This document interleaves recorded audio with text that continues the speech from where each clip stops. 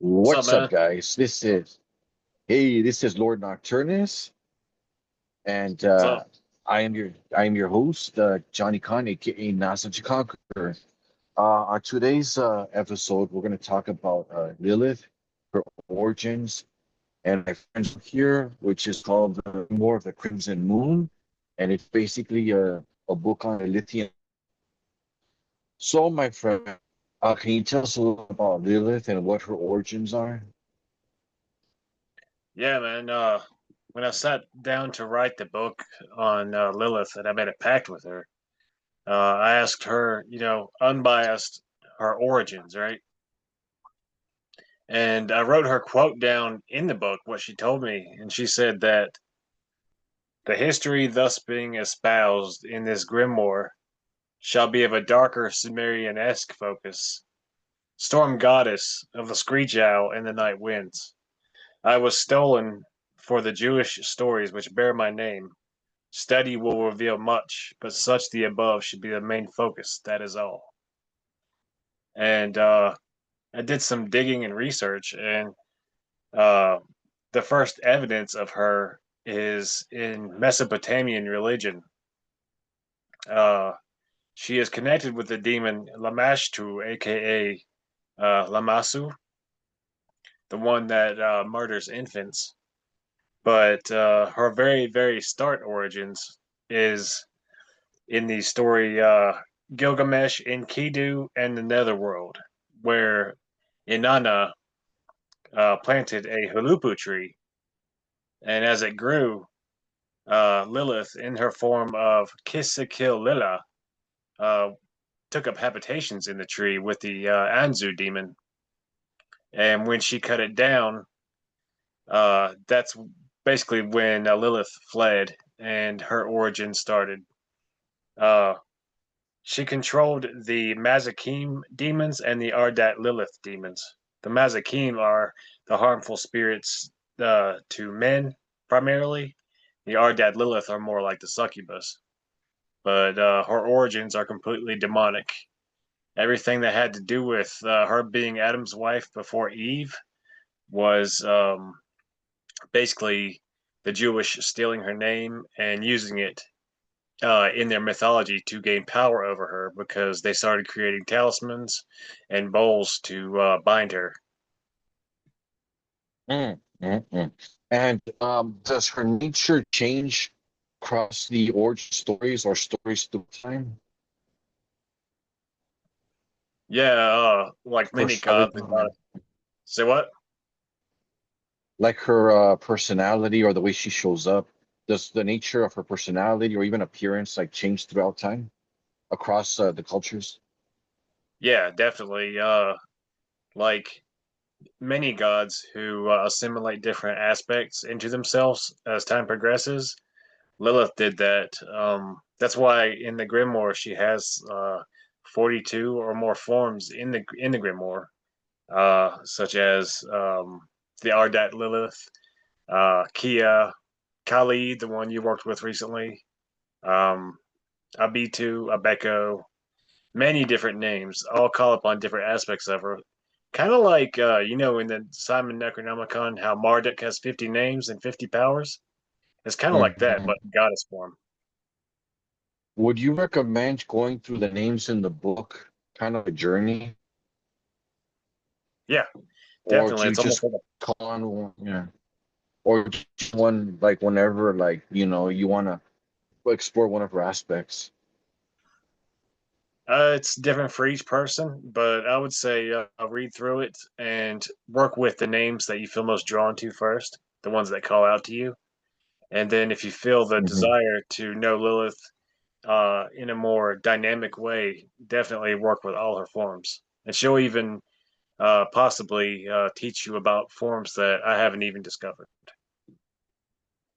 Wow.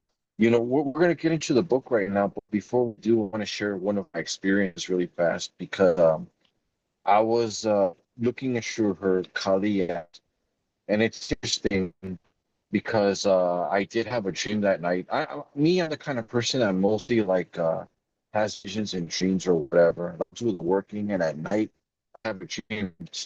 to the ritual or whatever.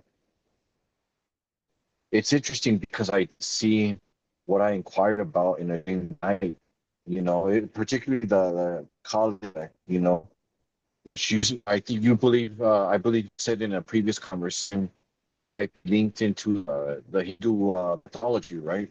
Or like the same, is that same, like are they same aspect of Lilith? Yeah, they could be Lilith taking on that name as like assimilation, and it could also be they have the same resonance. The Hindu goddess Kali and Huh, the name that Lilith went by, Kali. perfect. Beautiful. And can you tell us more about your book, Crimson Moon? Like, what can we find there? What was that last part? Like, tell us, like, what can we find in there? Like, patience, like, a little bit Yeah, more. there's a bunch of invocations to different aspects of Lilith. There is a primary invocation that you recite 7 times every time you do the ritual to her to draw her presence to you. There is a benevolent circle. There is a baneful circle for different types of rituals for like self empowerment and conversely cursing your enemies. Um, there is an invocation to the spider goddess of Lilith, or spider goddess aspect of Lilith, known as Arachnidia. And with that and some following incantations, you can explore the Clipothic spheres in the form of a spider. After Wow. that, there is sex magic. There is some alchemical stuff in there. Um, New sigils and words of power for each of the chakras, so you can align more with Lilith that way. Become almost a living incubus or succubus on Earth.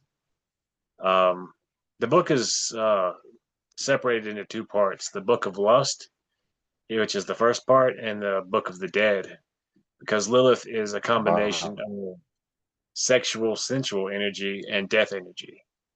And in the Book of the Dead, it has a lot to do with necromancy, working with the shades of the dead.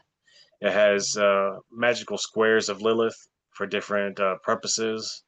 And towards the end, it even has techniques and ritual procedure to create a new race of man on Earth. Wow. And for the person that wants to get into Lilith, like obviously she's not for everybody, but let's say the test, whatever kind of changes, or like what kind of thing a person may expect in general. Repeat that again. You're kind of breaking up. The person gets into the whole Lilithian magic, like let's say what kind of like changes can they expect, provided that they find that it's for them, you know, like personality wise, like what kind of changes might they see? It would be different for every person depending on how Lilith's energy interacts with them. But definitely self assertion, a lot more. You can be more manipulative. You can influence people more. Um, you can become stronger mentally. You'll peer into the hidden nature of things more. Easier access to the astral realm and exploring like lucid dreams and stuff like that. And also, your whole Oh, demeanor will change. wow. Was it tell tell my folks, no, no, mom and dad, I don't want to fucking do it, and I just slam my door. But not you, bro. So it'll give you more rebellious, more self-assertive, to be correct. You know, Yeah. beautiful. All right, my friend. I believe that's a nice little episode, nice little info to give people who want to get just a little bit more. So this is Johnny Kahn, aka Nosaj The Conqueror, here with my friend, Lord Nocturnus. Yeah, All Infernal right, Hail, and man. we thank you guys for watching our little show, and we'll see you guys soon. All right, peace. Later.